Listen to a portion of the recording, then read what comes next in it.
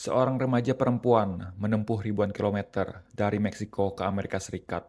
Tujuannya bukan untuk bekerja ataupun jalan-jalan, tapi untuk bertahan hidup. Tubuhnya memang terlihat sehat dari luar, tapi di dalam, organ tubuhnya sekarat. Dia hanya bisa bertahan dengan tindakan medis yang lebih baik dari negara asalnya. Namun, apa yang diharapkan malah sebaliknya. Jessica Santillan adalah seorang gadis remaja asal Meksiko. Dari luar, dia terlihat seperti gadis remaja pada umumnya. Ia lahir dengan kondisi yang tidak terlihat dari luar, tapi perlahan menghancurkan hidupnya dari dalam. Sejak kecil, tubuhnya Jessica ini mudah lelah.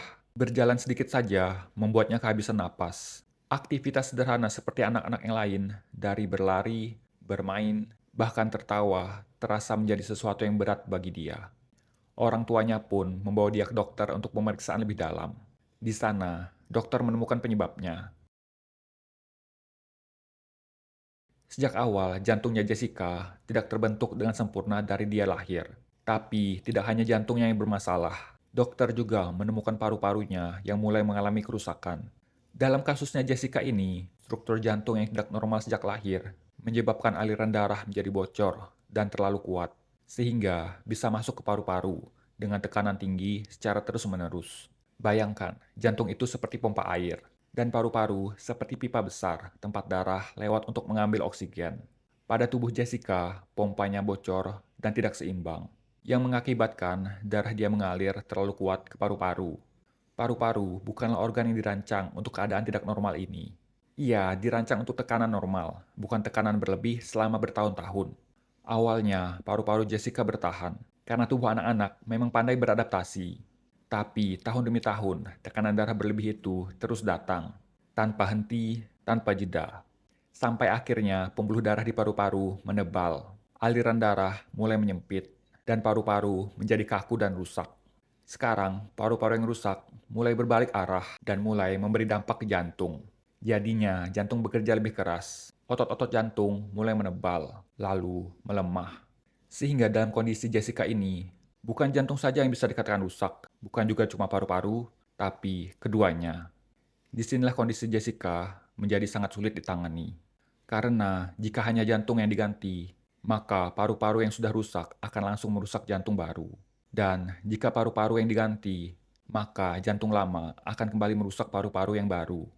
Dan dokter pun sampai pada satu kesimpulan pahit. Satu-satunya cara menyelamatkan Jessica adalah mengganti jantung dan paru-parunya sekaligus. Masalahnya, operasi seperti ini hampir tidak tersedia di Meksiko. Dan walaupun ada, bakalan sangat mahal. Keluarga Jessica bukanlah keluarga yang kaya. Tapi melihat Jessica yang sekarat, membuat mereka mencari jalan keluar.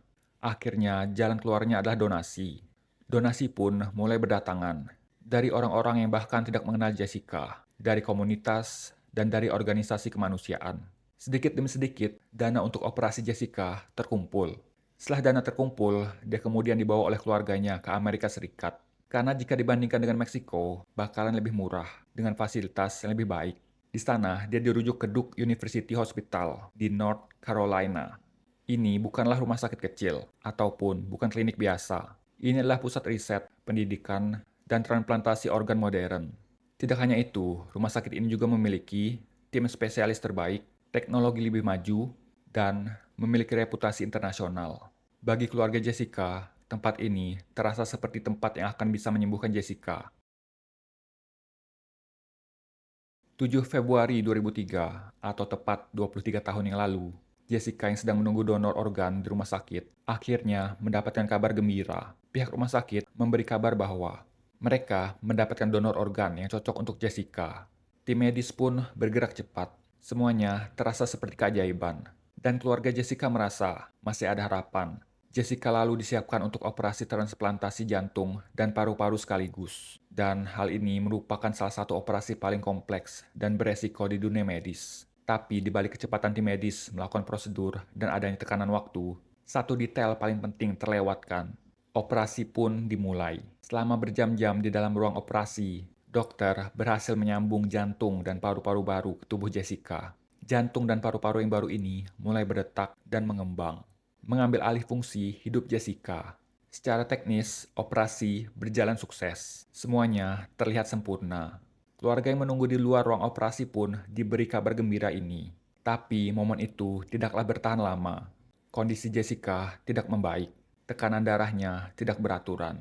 Detak jantung barunya terlihat seperti menolak tubuh barunya. Tubuh Jessica pun seperti menolak kedua organ baru ini. Dia pun mulai kejang-kejang.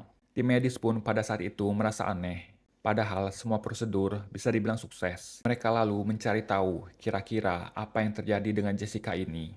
Semua prosedur dan dokumen dicek ulang. Tak lama mereka menyadari kalau organ donor jantung dan paru-paru ini memiliki golongan darah yang tidak sama dengan golongan darah Jessica. Dalam transplantasi organ, golongan darah adalah dasar paling fundamental, dan tubuh manusia akan langsung menyerang ketidakcocokan ini. Tak lama setelah Jessica kejang-kejang, tubuhnya mulai kolaps. Otaknya kekurangan oksigen karena paru-paru tidak bekerja. Karena kekurangan oksigen, otaknya pun mengalami kerusakan. Ia lalu koma. Rumah sakit tidak tinggal diam. Mereka berusaha menebus kesalahan. Jessica dimasukkan ke daftar darurat nasional. Tujuannya untuk menemukan donor organ baru lagi. Tak lama, organ baru pun didapatkan. Kali ini, golongan darah dari organ baru kedua sudah dipastikan benar. Dan prosedur operasi kedua pun dilakukan. Operasi pun selesai. Tapi sayangnya tubuh Jessica sudah bisa dikatakan terlalu rusak. Dokter mengatakan bahwa Jessica mengalami hitam otak. Keluarga harus mengambil keputusan. Apakah membiarkan Jessica dengan keadaan ini atau mencabut semua alat bantu hidup yang melekat di tubuh Jessica. Di tanggal 22 Februari 2003, keluarga Jessica mengambil keputusan untuk melepaskan Jessica dari semua penderitaannya. Jessica berpulang di usia 17 tahun. Ia datang ke Amerika untuk mendapatkan detak jantung yang sehat.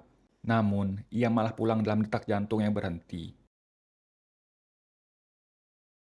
Setelah kejadian ini, pihak rumah sakit tidak memberikan alasan yang jelas kenapa kesalahan ini bisa terjadi. Menurut para ahli, hal ini bukanlah karena kesalahan satu orang, tapi karena sistem lama yang masih banyak manual atau tulis tangan.